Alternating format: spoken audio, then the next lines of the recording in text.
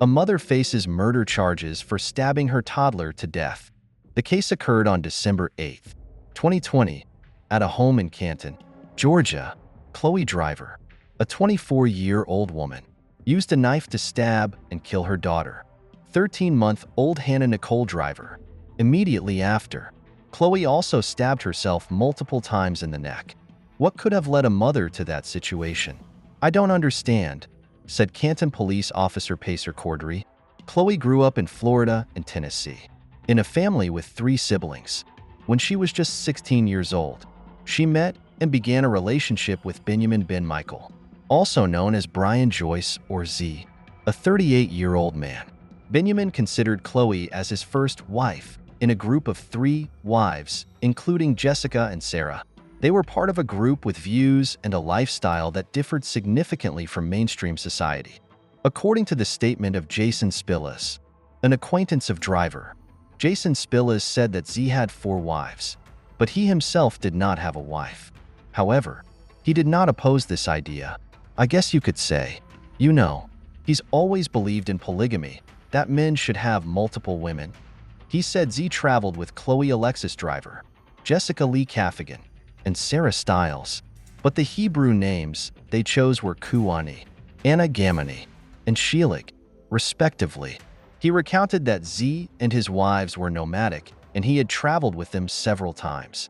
I think that's really fascinating because you only see that in religious sections, he said, commenting on the group's social views on polygamy. Spillis said that Driver had been with Z the longest and had been with him for years before the other women came aboard. He observed a very beautiful and healthy relationship between all 4 of them. He said he never saw any petty arguments when he was with them in a tractor trailer for a week in Nokomis, Florida. In May 2020, he talked about how all of them practiced a vegan diet and how he adopted it after meeting Z. I was positively influenced by them and being around them, he added, saying this diet was not forced but rather reasonable. He also mentioned that he, along with others, would also drink their own urine for health reasons, going into detail about this practice. Spillis also spoke about dark therapy, where all windows are blacked out and people will meditate for extended periods. Z never forced them to do any of that, he said, adding that the women sought a higher level of existence. He further stated that Z was the head of the family when it came to his family, believing in a patriarchal family and traditional gender roles. When questioned by the prosecutors about whether this was based on the Bible, Spillis replied, "No, it's just psychologically sensible. Men are better leaders. They make better decisions. They can control their emotions in a way that women can't, and they're just better leaders." However, he emphasized that they had the right to leave. During this time, Chloe gradually isolated herself from her family and friends, fully embracing Benjamin's views and lifestyle. She believed in the trust contracts Benjamin created, viewing this as an alternative life supported religiously. Chloe and Benjamin's other wives were all given different names and had to adhere to strict rules about food, health, and relationships. Chloe's mental health steadily declined in the latter months of 2020. In November, she had tried to run away from the group, pleading with strangers to call the police to help her escape from Benjamin and Jason Spillers, Benjamin's close friend. However, she was hit by a vehicle driven by Benjamin and punched in the eye by Spillers, leaving her eye blackened. Afterward, Benjamin had temporarily separated Chloe from her daughter Hannah. Although Chloe's family had tried to intervene and convince her to leave the group, she returned to Benjamin and the other members. The prosecutor then turned the conversation to the day Hannah died. Spillis said the group had planned to leave that day, and he had just woken up from a short nap. He and 2 other women were standing in the hallway when they heard Z scream. It was like this horrific, agonizing scream. Like a scream, he said. It was just terrible. Eventually, he made it into the house and upstairs. I went into the room, and there's blood everywhere. Z is trying to do CPR, he said. Basically, I was just in shock. He described Hannah making gurgling sounds. He continued to describe Driver's stab wound. He described using a sweatshirt and his hands to apply pressure to Chloe's wound. She wanted to see her child one more time. "Stop. I have to die now," she told him. He said, "It was like a massacre. I can't imagine facing the reality that I had lost control of my mind to the point of killing my own child. Women don't kill their children. That's really rare," Spillis said, adding that he did not believe prison was the right place for her. Spillis cried throughout the interview. When questioned by the defense about what kind of mother Driver was, he said, "She was a wonderful mother. She loved her child," he said, struggling to hold back sobs. "The wounds are no longer bleeding. She has lost a lot of blood," the doctor said, adding that her blood was gone. Dr. Laura Darisaw, a pediatric forensic pathologist with the Georgia Bureau of Investigation, also took the stand to discuss Hannah's autopsy. She found multiple stab wounds, one to the neck that deeply penetrated the child, and one to the spine. Dr. Darisaw went into detail about all the other injuries the child suffered. Carolyn Ordonez, a latent fingerprint examiner with the Georgia Bureau of Investigation, testified that no fingerprints were found on the suspected murder weapon. Ordonez said the presence of a reddish-brown substance on the knife when she examined it may be why no prints were lifted. She also noted the knife handle material may have prevented fingerprints from being obtained.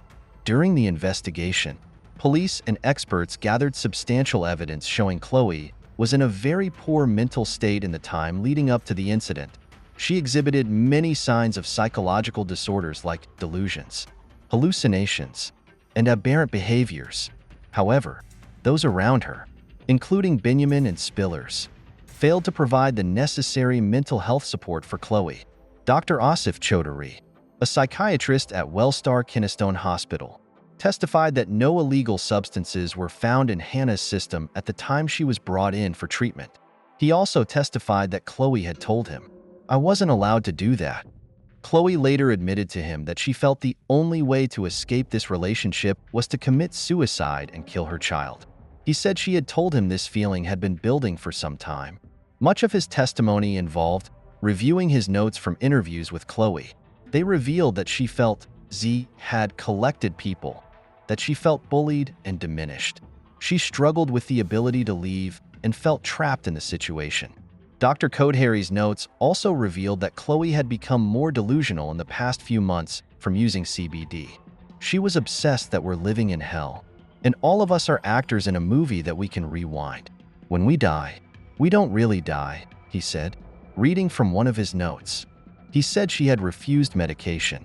Chloe also revealed that she had been mentally abused for not cooperating with the group. She confided that she had met Z when she was 17 and had Hannah a year later. She also disclosed that she was not allowed to own a car, have a driver's license, or have a job until they became homeless. "The wounds are no longer bleeding. She has lost a lot of blood," the doctor said, adding that her blood was gone. Dr. Laura Darisaw, a pediatric forensic pathologist with the Georgia Bureau of Investigation, also took the stand to discuss Hannah's autopsy. She found multiple stab wounds, one to the neck that deeply penetrated the child, and one to the spine. Dr. Darisaw went into detail about all the other injuries the child suffered. Carolyn Ordonez, a latent fingerprint examiner with the Georgia Bureau of Investigation, testified that no fingerprints were found on the suspected murder weapon.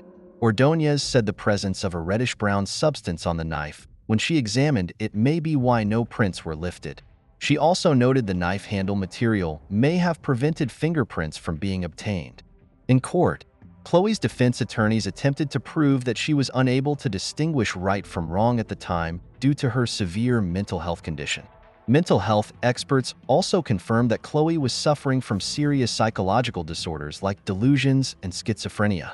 Ultimately, despite the outrage and grief over Hannah's death, the jury rendered a not guilty by reason of insanity verdict. Chloe was found not criminally responsible for her actions due to her mental state at the time. However, she will remain under medical supervision and become a subject of the criminal justice system until deemed recovered. This case is a heartbreaking example of the severe consequences that can occur when adequate support and timely intervention are not provided for those struggling with mental health issues. It highlights the importance of being attuned to warning signs and being ready to provide necessary assistance. Only when the community and society work together to help individuals like Chloe can we prevent such tragedies from happening.